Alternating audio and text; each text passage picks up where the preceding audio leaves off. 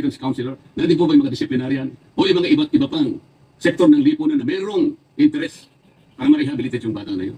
Talaga bang nandun lahat yun? Sapagkat kung wala, yung bata, hindi rin may tutuwid yun. Kagaya nga po na sinasabi kanina, Senator Tulfo, mabalik-balik yun eh. Recidivist na yun eh. Pero, baka 7 years old. Kamukha po nung example nyo kanina, 8 taon lang nagagawa niya. 10 taon lang nagagawa. Ano pong ibig natin sabihin dito?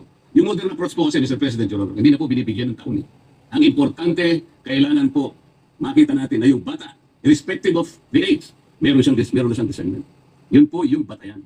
Kailangan lang mapagtibay natin na yung bata sa maraming elemento, mapapagtibay natin. Meron siyang discernment. Ginawa niya, alam niya yung consequence, pati paraan ng paggamit niya, at pa yung kahihinatnan niya, at ang epekto sa lipunan. Dahil naman po. Alam na alam niya. Kahit 7 years old, dapat malapit siya.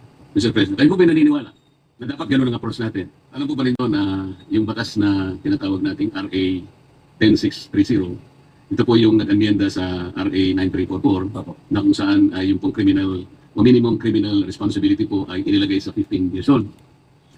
Alam din po ba ninyo na ang naging basihan kung bakit ito po ay nailagay niya sa 15 years old, ito po ay hinugot sa mga magkakaibang pamantayan mismo ng United Nations. Sila hindi nagkakaintindihan. Halimbawa po, yung UN Standard Minimum Rules for Administration of Justice o yung Beijing Rules, yun po walang specific age. Yun ang mga UN guidelines.